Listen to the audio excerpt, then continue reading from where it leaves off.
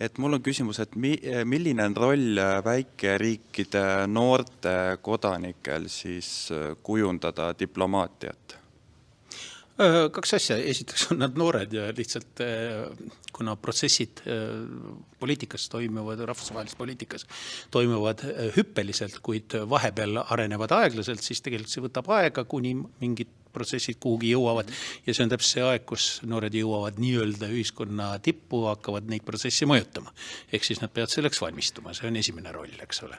Teine roll on selles seisneb, et tegelikult noored peavad ju põhimõtteliselt ka aru saama, mis toimub, sellepärast et see valmistumine nii asjade lahendamiseks kui ka tegelikult iseenda jaoks asjade sisu mõistmiseks eeldab ju ettevalmistust. See eeldab teatud mõttes süstemaatilisemat tööd. See ei ole nii-öelda klassikaline kooliõppimine võib-olla, aga ta on kindlasti eeldab sellist laiemahaardelist pilguga ja informatsioonivoogudes orienteerumist, näiteks informatsiooni ülekülluse ajal on see väga tähtis. Aru saada, kust, kuidas ja mida vaadata ja näha neid seoseid.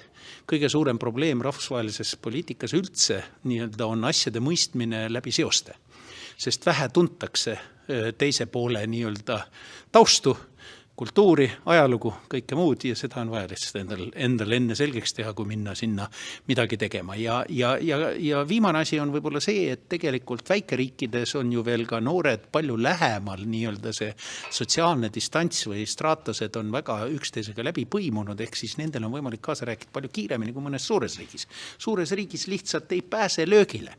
Noor inimene, kes on, ütleme, täna 25-30 aastat vana, on parimal juhul mingisuguse rahvusvahelise poliitikaga seotud suurriigi institutsiooni analüütika või nii-öelda desk officer mingisugusel madalamal või keskmisel tasemel parimal juhul, kõige andekamatel. Aga meie taolises riigis on võimalik, et sama vana noor on juba, ütleme niimoodi, et mingisuguse suure valdkonna juhtiv spetsialist, täiesti vabalt.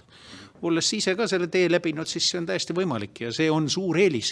Sellepärast, et see valmistab ette paremini.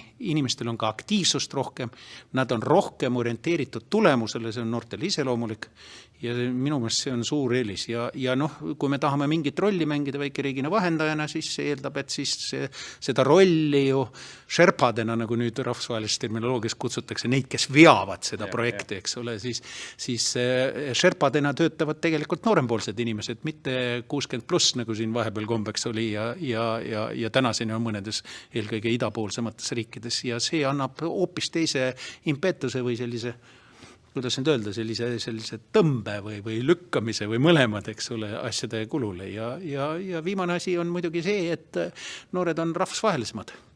Noored on rahvusvahelisemad olemuslikult, nad on lähemal nii-öelda sellele rahvusvahelisele infoväljale, nad on valdavad keeli, need on lihtsalt mõni asi läheb ka kergemini. Need on pigem nagu plussiks nagu?